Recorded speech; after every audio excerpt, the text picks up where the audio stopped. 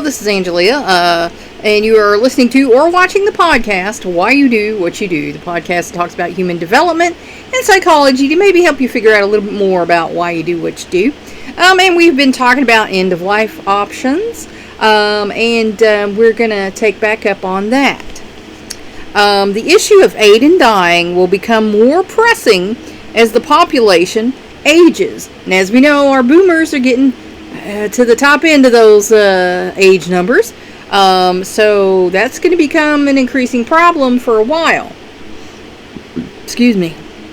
Now, my generation did not have as many children as the boomers, and my children's generation are definitely not having as many children as the greatest generation in the boomers. So they're going to be the strain on everything, the systems, and then that's going to change a little bit. So much of the debate turns on whether it is possible to write laws permitting some form of aid with adequate protections against abuse, because we all know there are bad people out there and they might use this for their gain, to get mom or dad's money or grandpa or grandma's money, or whatever, get them on their way so we can inherit their stuff.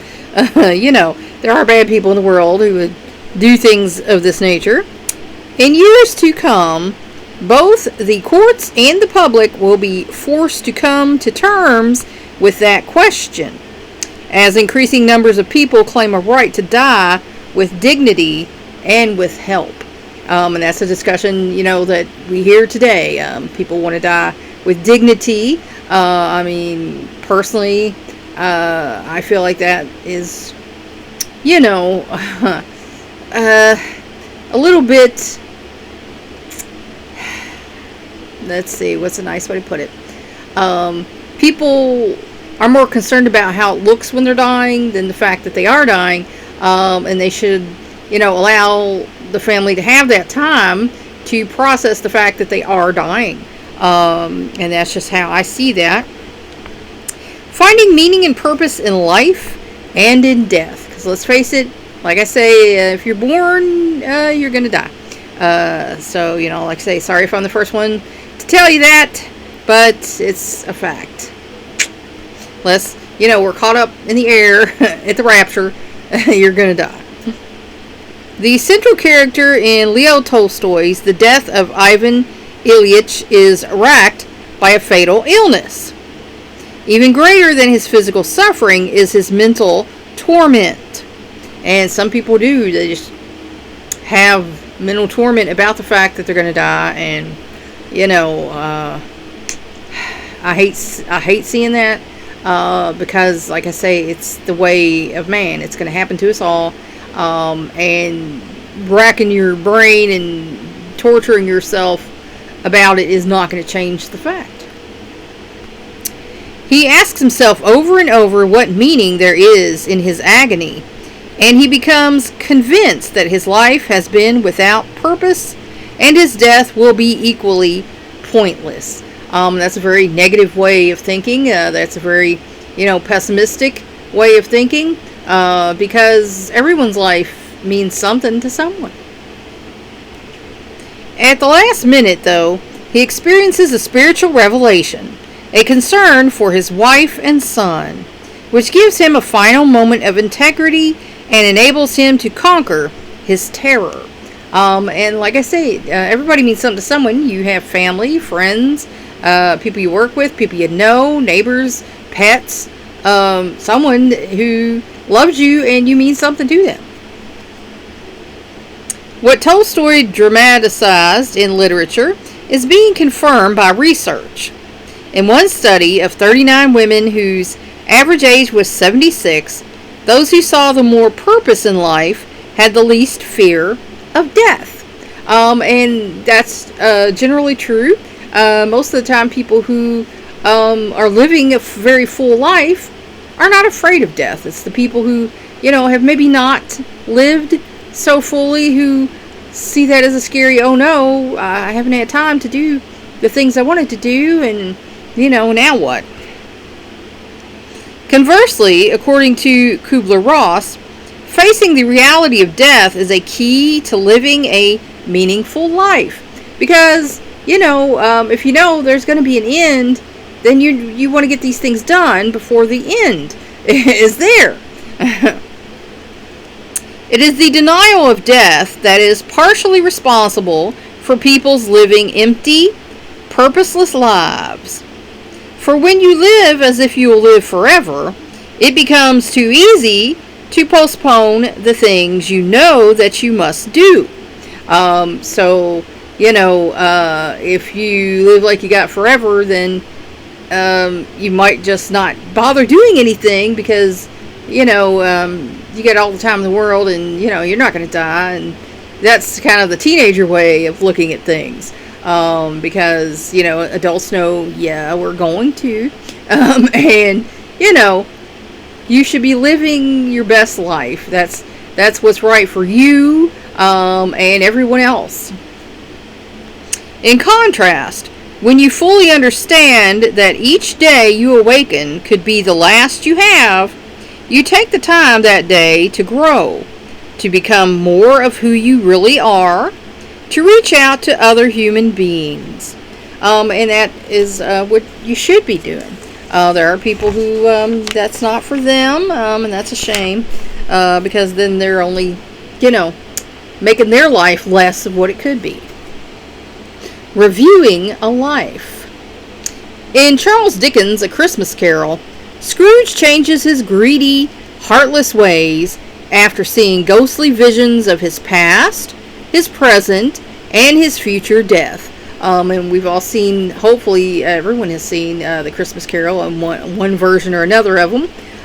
If you haven't, I recommend you watch it.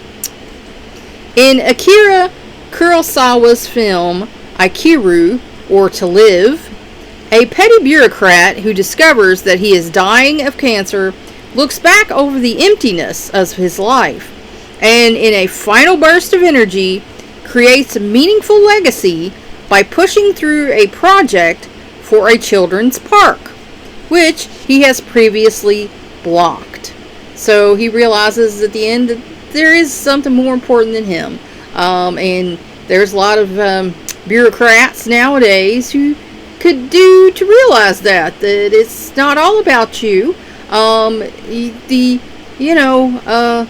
Goodness and wellness and helpfulness and compassion and understanding of all people would be beneficial for you to take a look at. These fictional characters make their remaining time more purposeful through life review, a process of reminiscence that enables a person to see the significance of his or her life. And I recommend that everyone can do that. You don't have to wait till you're dying to do that. That's when I thought I was. That's when I did mine. But you can sit back and do that at any given time. You can think about your life, what's happened, and what is the significance of these things that happened. What did you learn from it? How did that help shape you in any way? And you might just take a day off and lay in the bed and just think about that. No music, no TV, because that's a distraction and you're not going to think then. And just think about this. Review your life and what has it meant. Life review can, of course, occur at any time. However, it may have a special meaning in old age, when it can foster ego integrity, because that's when we're thinking about the end might be coming, is when we're in old age. According to Erickson, the final critical task of the lifespan. So the final task you're going to face is, ego integrity. Thinking about, what was it all about? Did I make a difference? How can I make a difference? As the end of their journey approaches, people may look back over their accomplishments and failures and ask themselves what their lives have meant. Like I said, if you don't feel like you've lived the life you wanted, maybe now's a good time to do that. Take a step back, take a day, think about your life up to this point. What did it mean? What was it about? You know, can you change things? Can you make yourself a better life now? Awareness of mortality may be an impetus for re-examining values and seeing one's experiences and actions in a new light. Because sometimes we inherit our values. You know, people tell us what our values are. And you need to find yours for yourself. So sometimes we need to say, is this what I believe? You know? And your experiences. Look back over your experiences. What did you learn from them? What should you have learned from them? What, you know, did they help you with in your life? And, you know, what actions did you take? What actions could you have taken differently? You can't go back and change anything. But moving forward, you can then make changes and do better. Like I say, once you know better, you do better. Some people find the will to complete unfinished tasks, such as reconciling with estranged family members or friends, and thus to achieve a satisfying sense of closure. Because if you die with unfinished business, if you watch the Casper movie or you read some of this stuff, you can become a ghost with unfinished business and you're hanging around. So you don't want that. You want to have closure. You want to live your life and know you did it great and it's over now and you're done and you can move on. Not all memories are equally conducive to mental health and growth, because sometimes there are not good memories, and those are things you should not dwell on unless you get stuck in them and you're always in that cycle. Older people who use reminiscence for self-understanding show the strongest ego integrity, while those who entertain only pleasurable memories show less. Because if you're only thinking about the good times, then you're kind of missing out, and you're not looking at what you learned during the bad times. Most poorly adjusted are those who keep recalling negative events and are obsessed with regret, hopelessness, and fear of death. Their ego integrity has given way to despair. And I have met people like that, doing coaching, that they are obsessed with stuff that happened and things they could wish they could go back and change, but they can't. And hopelessness. There are some people here who had an event, you know, that I have met, and they just became hopeless. There's like, this was the end of my life. I'll never be a whole person. I'm never going to do anything good.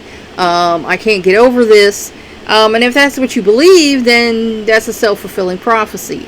My advice is, if you have a hopeless point in your life where you feel like you can't get over it, you need to go to a mental health professional and talk to them about it and get over this. Because if you stay in that mindset, then you are in despair and you're liable to decide that life is not worth living and check out. Life review therapy can help focus the natural process of life review and make it more conscious, purposeful, and efficient. So yes, there is life review therapy. If you have a terminal illness and you know it, I recommend this, and you can go and get your closure, so you don't have any unfinished business. Methods often used for uncovering memories in life review therapy, which also may be used by individuals on their own, include writing or taping one's autobiography, constructing a family tree, talking about scrapbooks, photo albums, old letters, and other memorabilia, making a trip back to the scenes of childhood and young adulthood, reunions with former classmates or colleagues or distant family members, describing ethnic traditions, and summing up one's life's work. And I've done all those things. Like I said, because I was erroneously told I had 3 years to live. And I believe this person because they were a medical provider. Clearly they were not the best one. That's why I say I don't like going to nurse practitioners. No offense if you are one. I prefer to go to MDs because they do know a little bit more. And they are a little more on the ball when it comes to serious things. You know, if you're worried about vitamin deficiencies, sore throat, okay, nurse practitioner is fine. But when you talk about serious stuff, I think you need to see an MD, and that's just my personal opinion. Don't come at me because I say that, but that's my own personal experience, which has formed my own personal opinion. Development, a lifelong process. In his late 70s, the artist Pierre-Auguste Renoir had crippling arthritis and chronic bronchitis and had lost his wife. So he had it pretty bad. He spent his days in a wheelchair, and his pain was so great that he could not sleep through the night. And I've had nights like that, and you're just miserable. You feel like clawing your face off because you're just sleep deprived and you're in pain, and it's horrible. He was unable to hold a palette or grip a brush. His brush had to be tied to his right hand. So if you can imagine that, somebody would have to tie the brush to his hand so he could paint. Yet he continued to produce brilliant paintings full of color and vibrant life. Because, like I say, until it is your last day, it's not your last day, and you can keep doing. You can do what you can. Finally, stricken by pneumonia, he lay in bed, gazing at some anemones his attendant had picked. He gathered enough strength to sketch the form of these beautiful flowers, and then, just before he died, laid back and whispered, "I think I am beginning to understand something about it." So he had, this epiphany at his last moment in life, and sometimes that's how that works. And some people never, get any epiphanies, and that's sad. Even dying can be a developmental experience. As one health practitioner put it, there are things to be gained, accomplished in dying. A good death is, what the goal is, to have a good death. To not be fearful, anxious, scared, to just be like, yeah, okay, I did the best I could, this is going to happen, oh, it's happening now, and here I go. So, that's the way. Time with and for those whom we are close to, achieving a final and enduring sense of self-worth, and a readiness to let go are priceless elements of a good death. So, excuse me.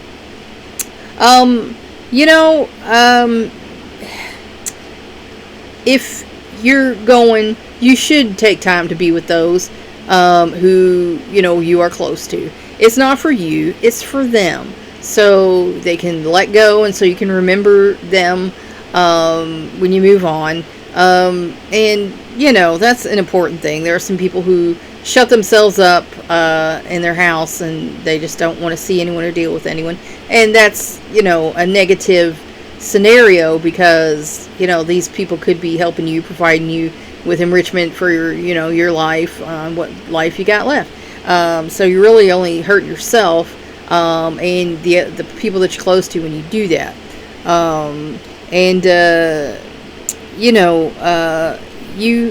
You are worth something. There is something you contributed to the world, no matter how small you think it is. And you need to be proud of yourself for that. So that final sense of self-worth, like, I did the best I could, or, I raised a family, I was a good person, I was loving and compassionate and understanding to folks, I was a, smart person. I didn't fall into the ignorance that a lot of people fall into. I was a decent person. I never did these bad things that these other people did. You have some self-worth, and you should look back on that. And at some point, you're going to have to let go. I mean, if you go kicking and screaming, and that's awful. At some point, you're going to take your last breath, and you should probably just let that be it. It's like, okay, I'm ready to move on to the next phase of existence. The kind of death Louisa May Alcott described in Little Women.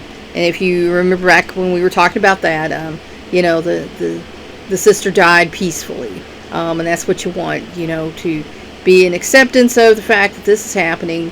and you just go peacefully. Within a limited lifespan, no person can realize all capabilities, gratify all desires, explore all interests, or experience all the richness that life has to offer. And that is true. We only get a finite amount of time here on Earth. And, especially if you're like me and you have a lot of varied interests, I already know it's probably going to be impossible. I'll feel super blessed if it becomes possible that I can do all the things I would like to do. But, I know that when the time comes, I'll have done everything I could do. And, I'll be okay with going. The tension between possibilities for growth and a finite time in which to do the growing defines human life. So, we should be growing every day as people. There are people who never grow. They hit 18 and they're done. I'm just going to work this job. I'm not doing anything different. I am who I am, and that's all there is to it. And so they never grow as a person. And then maybe at the last minute they're like, oh, and it's like, yeah, it's too late. So you should always be growing every day as a person, because life is too short. And chances are you're not going to get to do all the things you want to do. So when it's in your power to do those things that you want to do, you need to take that leap. You need to do it so that you don't have regrets that I coulda, shoulda, woulda. By choosing which possibilities to pursue, and by continuing to follow them as far as possible, even up to the very end, each person contributes to the unfinished story of human development. And that is true. You are just a drop in the bucket. And what you contribute to the world has something to offer. There is some merit to it. Even if for the people who are playing for the other team and are bad people, that it's a cautionary tale. So, nobody is a waste. And we should live to think, how can we make things better? How can we make things better for our fellow human beings? That's not in vogue right now, but it should be. Because that is a mature, adult way of thinking. There's a little too much selfishness going on in the world today, and give me, my. But, mature folks think about how can I make things better for other people. And that's why you see a lot of older people or people with a terminal illness get into charity work. Because they want to make a difference in the world before they go.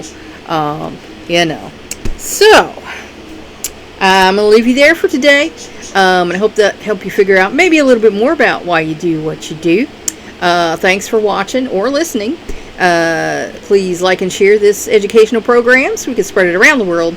If you want to help me out, subscribe to my YouTube channel. If you want to help me out even more, go to my Patreon page and become a patron. That's all for now. Until next time.